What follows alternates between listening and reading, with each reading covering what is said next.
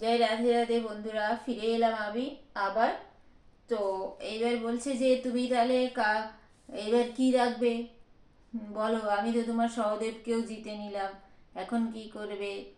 তো তখন বলছে, কপট চাতুরী বাক্যে বলিল শকুনি, কি আর আছয়ে পণ করণীর্পমণি, বইমাত্র দুই ভাই হারিলা সারিতে, ভীমার্জুন হারিবে না লয় মমচিতে। বলছে ও, তুমি তো, ও তোমার বইমাত্র ভাই, তোমার সৎ ভাই, সেই জন্য তুমি ওদের বাজি রেখেছো।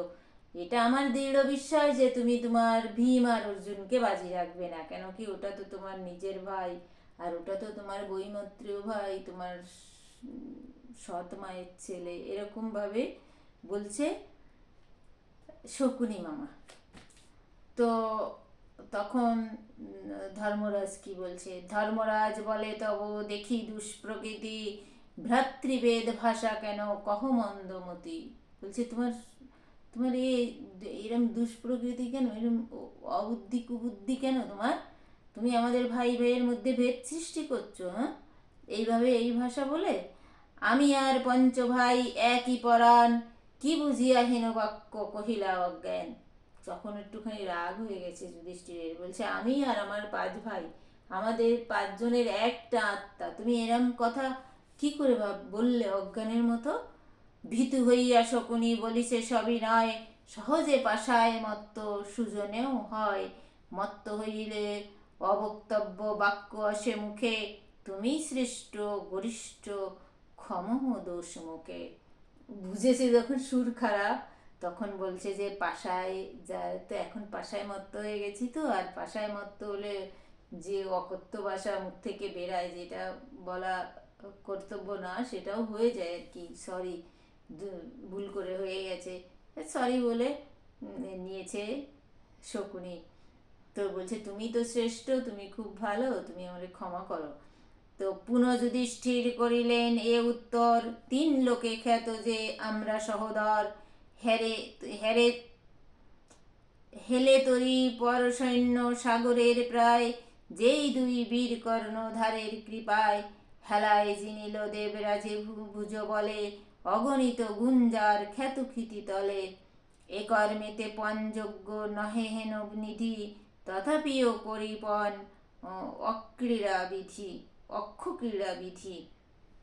তো তখন যুধিষ্ঠির বলছে যে, জানি আমি এটা তো ঠিক না করা, কিন্তু তারপরেও আমার করতে হচ্ছে, কেন কি? উত্তর দিচ্ছে যুধিষ্ঠির যে এই তিন লোকে সবাই জানে যে আমরা পাঁচ ভাই কত একসাথে থাকি, পাঁচজনের একটা আত্মা।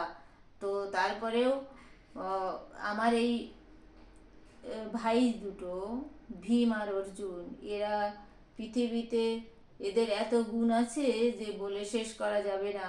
এই পৃথিবীতে যা গুণ থাকা দরকার, সবগুলো গুণ এদের মধ্যে আছে। এদের এই দ্রুত ক্রীড়ায় পণ রাখা উচিত না, তবুও আমি রাখছি, তবুও আমি রাখতে আমাকে হচ্ছে। তো শকুনি ফেলিয়া পাশা জিনিলাম বলে, ধনঞ্জয়ে যিনি হৃষ্ট হয় কুরু দলে। এবার জিতে গেছে পার্থকে, রেখেছিল প্রথমে, পার্থকে জিতে গেছে।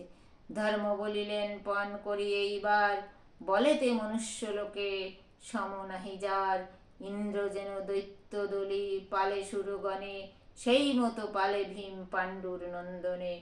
বলছে যে এইবার আমি, ওরা তো ধনঞ্জয় মানে পার্থকে জিতে, অর্জুনকে জিতে খুব মজা পেয়ে গেছে, যে আহা, খুব আনন্দ হয়েছে, আমরা পার্থকে পেয়ে গেছি।